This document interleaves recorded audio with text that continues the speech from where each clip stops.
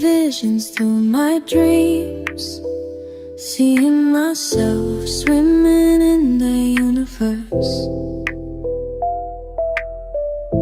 My ancestors gave me gifts to read cards, predict and heal. My name is Daphne, but spirit calls me Babylon. Angels communicate through numbers. Intuition is so deep. The gift I fully embrace within.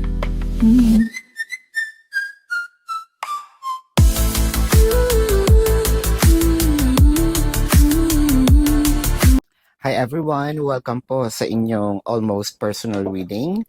So, I want you to know that this is a general reading.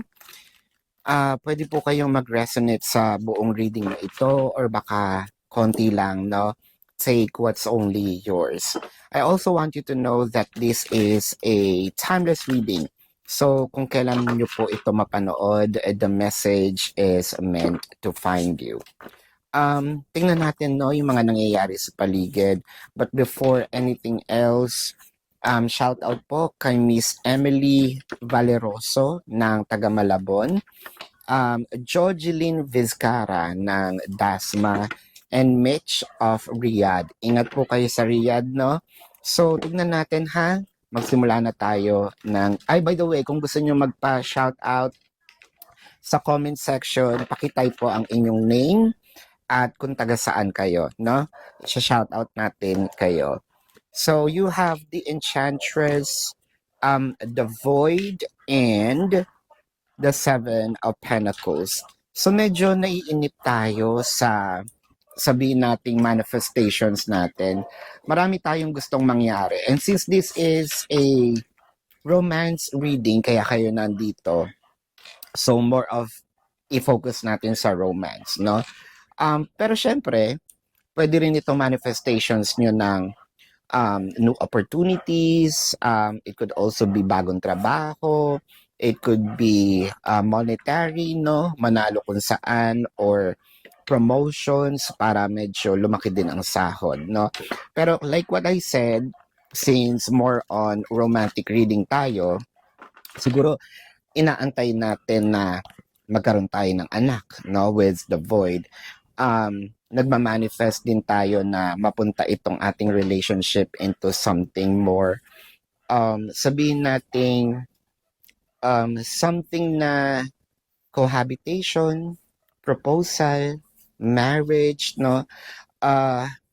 Or probably makahanap tayo, no, ng bagong mamahalin, or hanapin tayo ng taong para sa atin.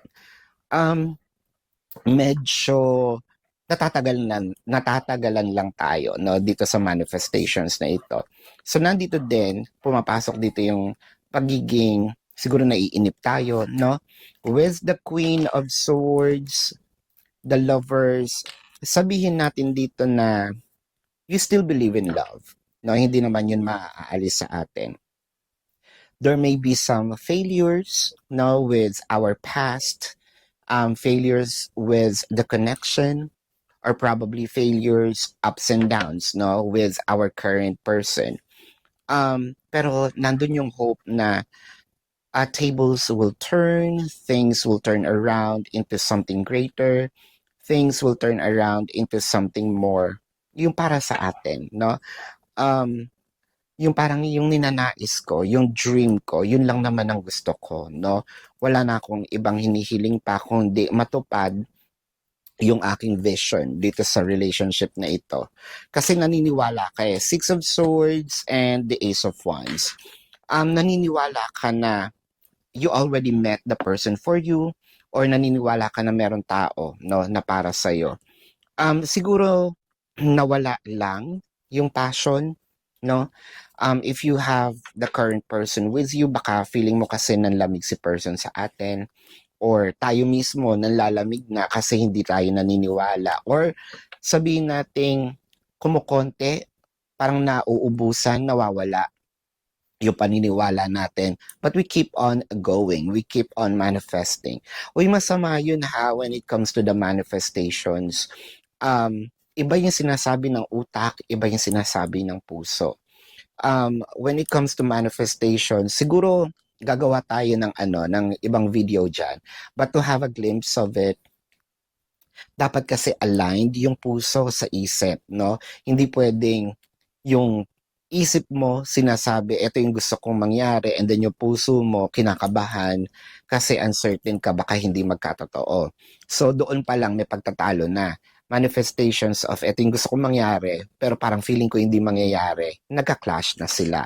So, going back to the reading, with the Queen of Wands, the Three of Wands, and the Queen of Pentacles, well, kung nasa katayuan mo ko, siguro sisipa din, no? Itong kailan ba siya mangyayari.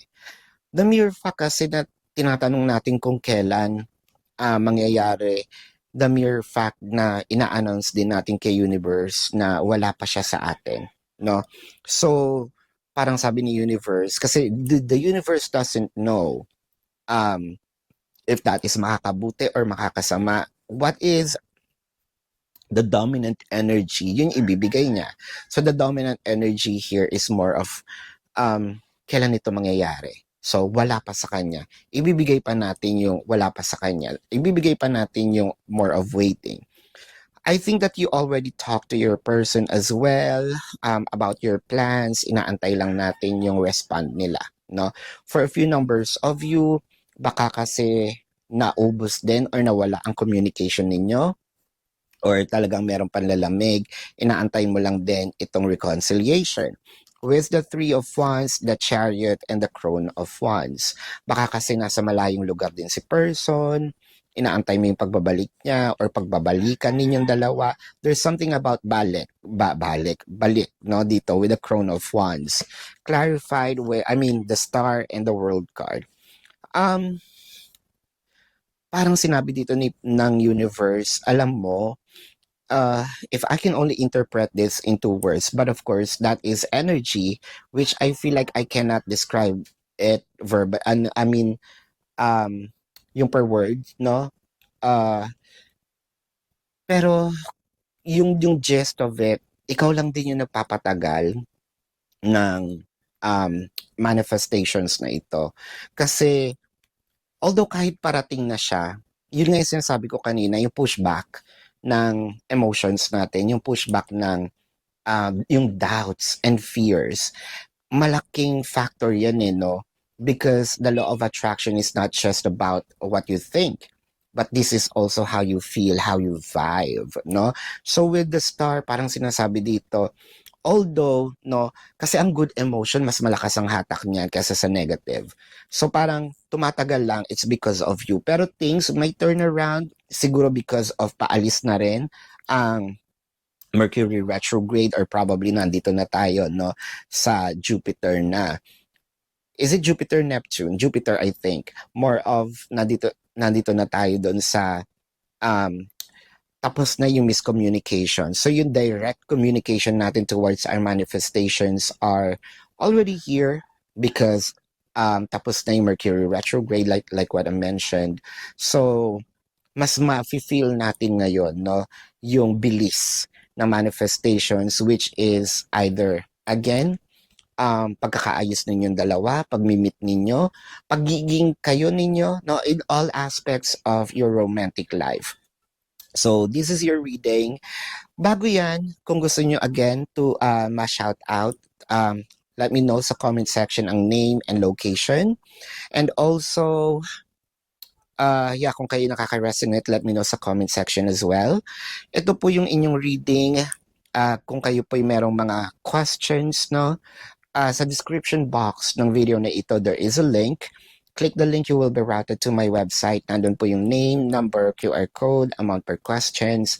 Take advantage of the 4 questions plus 1 kasi discounted po yun. And if you want to book a private reading, nandun din po siya. Now, let's check the zodiac sign of your person. This can be their sun sign or a placement in their chart. I am seeing Aquarius, Taurus, Leo, Cancer, Sagittarius, Aries, Virgo. Aries is dominant, Capricorn, Gemini, Libra, Aquarius. This is your reading. Maraming salamat. Love and light. Namaste. See you po sa susunod na readings. Goodbye.